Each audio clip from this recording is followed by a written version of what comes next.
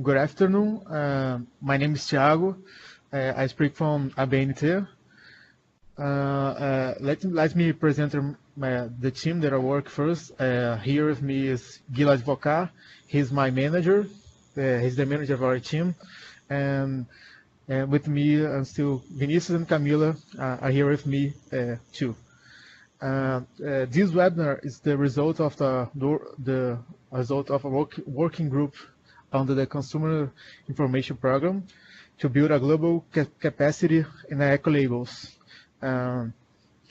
Ecolabels are known as an effective marketing tool to communicate the environmental compatibility of products to consumers and are the key are a key tool to support the implementation of a green public procurement in many developed and developing countries around the world. Many government and industry groups recognize that ecolabeling could provide economic incentives for better long-term management and availability of natural resources important for national economic well-being. To further advance progress in this area, the Global Ecological Labeling Networks and the GIZ Thailand and the United Nations Environment are initiating a project to support eco-labeling initiatives around the world. The objective of the project is to facilitate learning between existing and emerging eco-labeling schemes and to develop the capacity to develop some new ones. Today we're going to talk about eco-labeling. What is it and how to develop a new eco-label? As some of you know, ABNT has environmental labeling certification program, and in the next slides we will understand and learn a little bit about this program. At first, I would like to talk a little bit about ABNT. ABNT is founded in 1940. It's a private non-profit organization. It's considered as a public utility organization. It's the only Brazilian standardization body and accredited certification body for the certification of various products, services, and systems.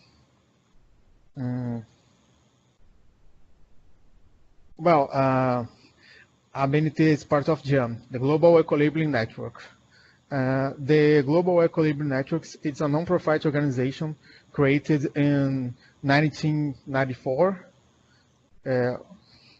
Work to improve, promote, and develop eco-labeling of products and services on a global scale.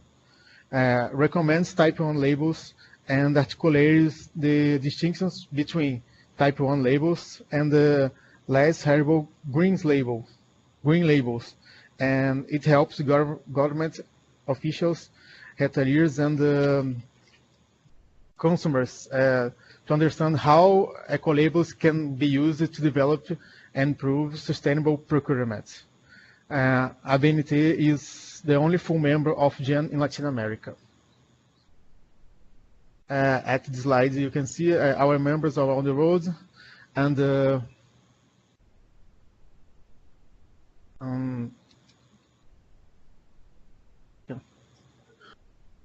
at the slide, members from Europe, Asia, and just talking about, I said ABNT is the only full member.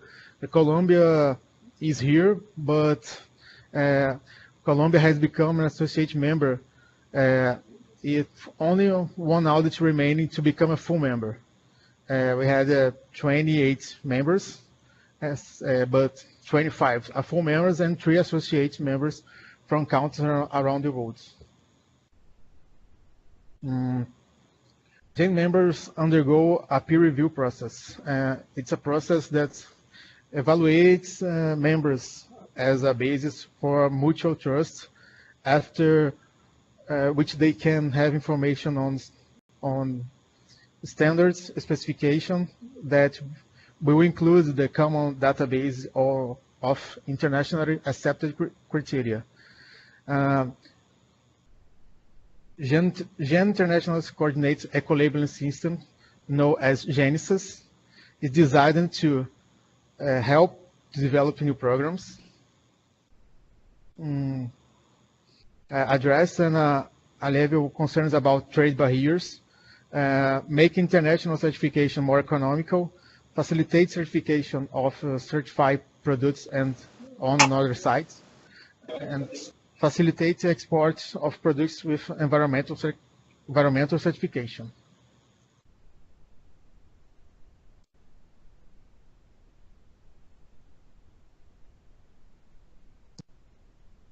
With the globalization of the markets, it is essential to each country's conformity assessment frameworks attains international recognitions.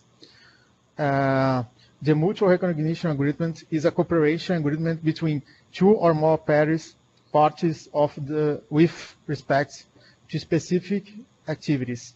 Many members of GEN participate for the following reasons: reduce barriers for organizations interested of certifying products around the world, to facilitate the market's access for the certified products, negotiate joint activities around the world, harmonize test criteria and methods, accept compliance with members' verification criteria, and conduct joint research and information exchange activities.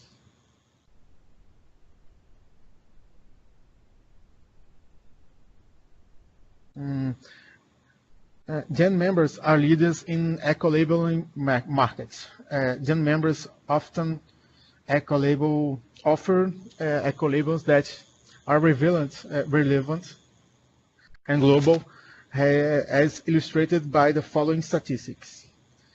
1.2 thousand product standards have been developed to support Type I labels. More than 13,000 companies participate in one or more the ecological certification programs of GEN members, and 230,000 products have been certified by GEN members.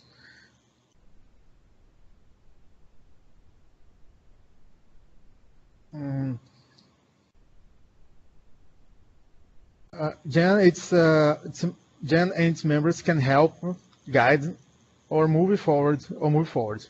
Ecolabeling programs, sustainable public procurement, policies and programs, officials, retailers, and consumers, in understanding how ecolabels can be used to develop and advance sustainable purchasing. Any organization interested in advancing GEN's mission can join as an associate or affiliate member. What is environmental labeling certification? Type I. A Type I environmental labeling program is a program of third-party program. Audits are carried out by independent organizations such as certification bodies, and it's also a voluntary program. There is no legal obligation to comply with it.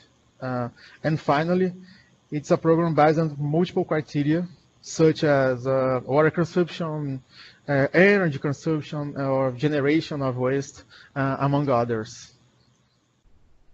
And what is a Type II and Type III eco-labeling programs? A Type II labels are self-declarations, environmental statements developed by the manufacturer. And the Type III labels are product claims that provide quantified environmental databases on the complete life cycle assessment. The parameters are established by qualified, third-party, and verified them or by qualified third parties. Type I label, Type I tag takes into account the entire management of product life cycle, from the extraction of raw materials through the steps of manufacturing, distribution, use, and final disposal, in order to reduce negative impacts on the environment in each of these phases. It should be noted here that despite taking into account the entire life cycle, this type of label is not considered a life cycle assessment. In addition, it is necessary to ensure that there is no transfer of impact from the one stage to another, as in the case of the manufacturer to stop using water in the manufacture of the product, but to achieve this, it becomes necessary to use water in another phase of the product. Excuse me, pardon. Is this sorry for disturbing? What you've just described, is it type 1 or type 3? Because from your first presentation, I saw that type 3 is the one which takes care of all which is based on the life cycle assessment. So I wanted some more clarification.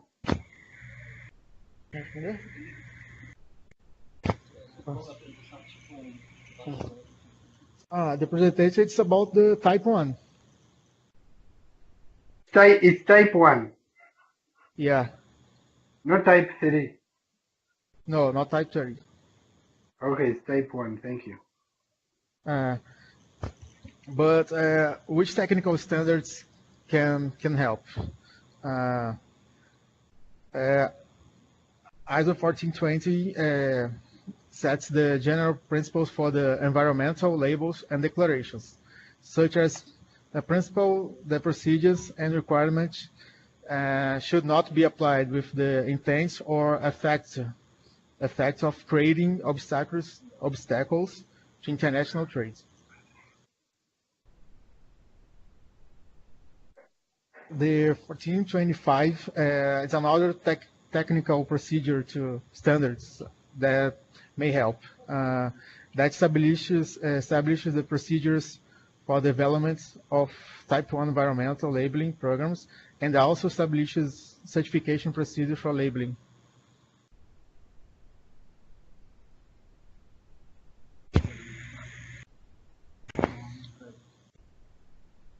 This is the principal standard to develop our type 1 label.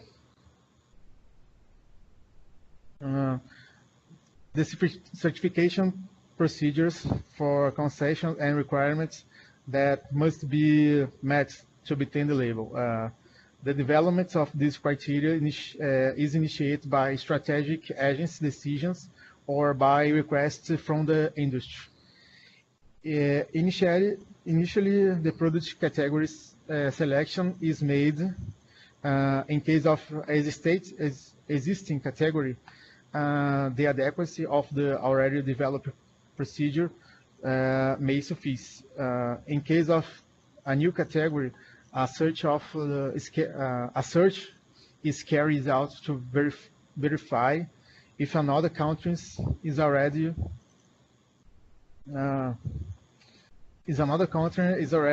a procedure created by the category of the product in question, and if so, an adaptation adaptation to the reality of the country is necessary in order to ensure the local issues are taken into account, such as energy, water, and other problems. Sometimes a country may have the necessary infrastructure, such as laboratory, to perform certain tests.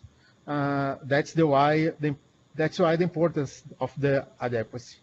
In addition, an investigation of technical standards of reference is undertaken to guide development of procedures. The creation and revision of the criteria are approved by a technical committee.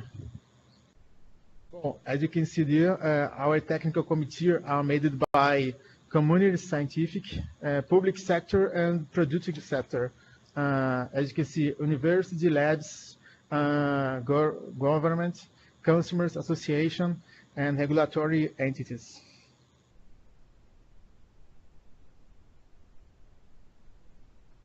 Once the criteria and the procedure have been approved, how does the conformity of the assessment process occur? The first step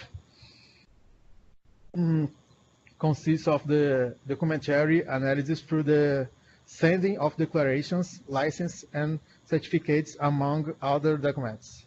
After second audit phase, with a visit and the premise of the organizations. Samples are also collected for the laboratory testing. These activities generate technical reports that are reviewed by the certification body to sustainable to substantive. It's a decision to grant the use of the label of issuance certificate.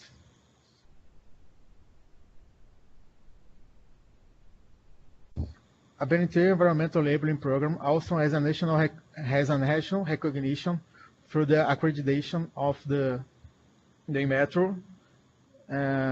These are some of our areas that we have accreditation.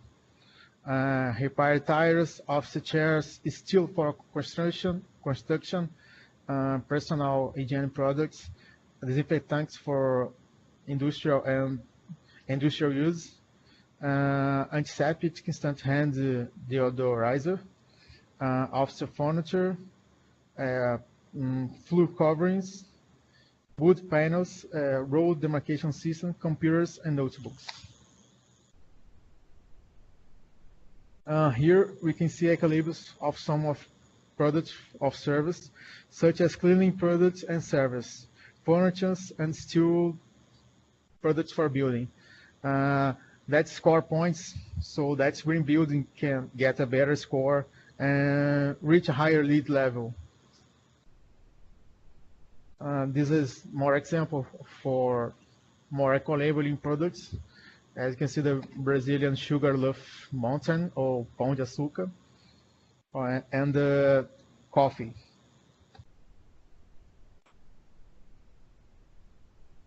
We had a problem here in Brazil of the problem of the consumer information. The Brazilian people don't have the culture of to see the labels of the products. So this is the problem of that we face here, because it's a cultural issue, the problem Brazil didn't see, and environmental education is too recent here.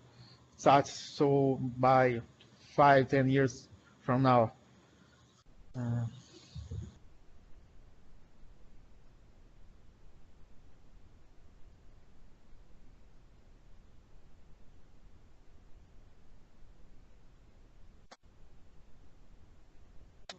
Sorry.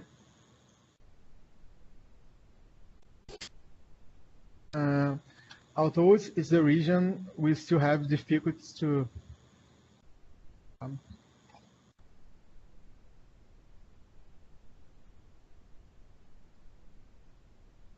we still have difficulties with the last point of directing the consumer to sustainable purchasing due to the cultural environmental education.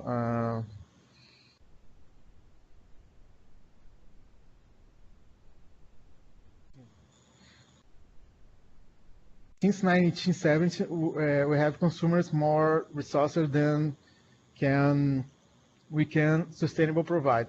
We would need the regenerative capacity of 1.6 lands to provide the natural resources, and we currently use a total of 2 lands two Earths before 2030. If the business continues as usual, sustainable procurement seeks to help change this. Public authority can change and foster sustainable markets with the purchasing power, leadership, and education. Average public spends 12% of GDP in OECD countries and up 30% in developed countries. 85% of government organization expect to grow in sustainable public procurement over the next 5 years.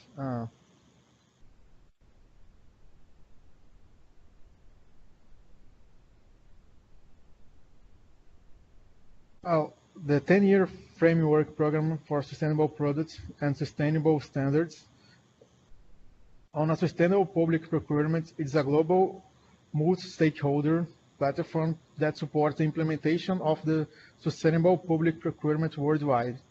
The program creates partnership between partners to achieve the United Nations Sustainable Development Goal objective and the sustainable public procurement. The objective of the program is to provide education, training, and advice to developing countries and emerging economies to develop Type I labeling programs. Labels are a key tool to support the implementation for sustainable public procurement in many developed and developing countries around the world. GEN is an international platform for coordination between Type I labels. Among the results observed in the context after Rio 20+20, the 10-year framework program stands out. It is a set of priority programs and themes coordinated by United Nations Environment Program, one related to sustainable public procurement. The sustainable public procurement and ecological label projects, the SPEL.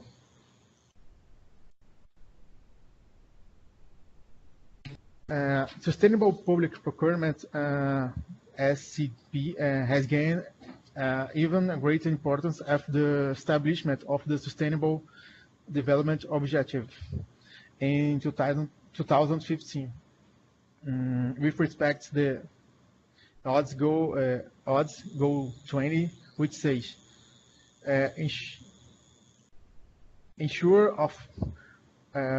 ensuring sustainable patterns of production and consumption refers directly to the topic under review, and it's a goal to 12.7 set out to promote sustainable public procurement in line with national policies and priorities.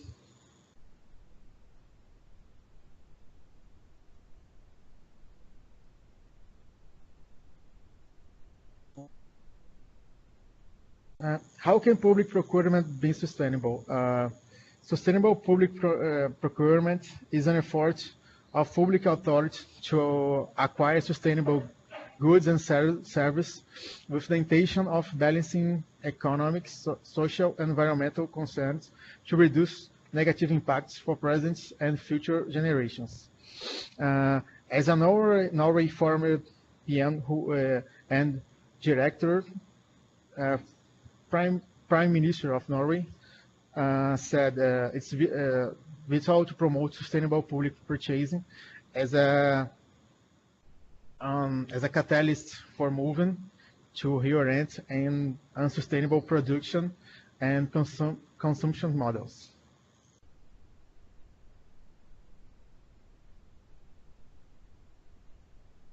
How can public agencies use Type I labels or sustainable public procurement?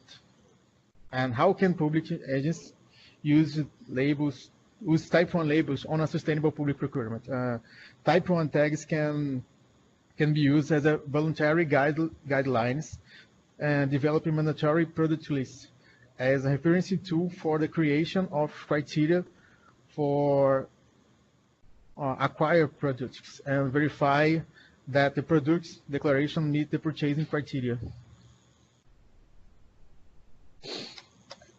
As was the case with sustainable product standards and environmental labeling in Brazil, a pilot project was carried out to prepare technical technical sheets for 3 of them: A4 paper, furniture, and detergent partitions.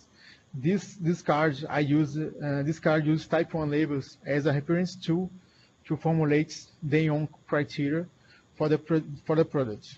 And one of the methods of verification is Ecolabel certification. In addition, a market study of the Ecolabel in Brazil is being carried out, so that certification can be required in one of the criteria.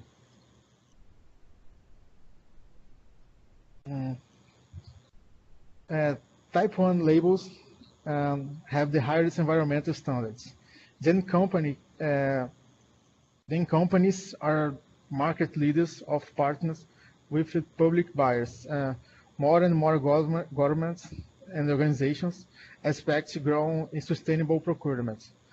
Ecolabels can be used by purchasing officials to help develop voluntary guidelines, mandatory product lists, and for reference and/or verification. The GEN can be used as a resource to help develop and promote sustainable procurement programs. These are some companies which are certified with our program. To know more about our program, visit the sustainability portal of ABNT. I think that's it. Or if you have any doubt, you can get in touch with them. It's our email and phone. Well, thank you.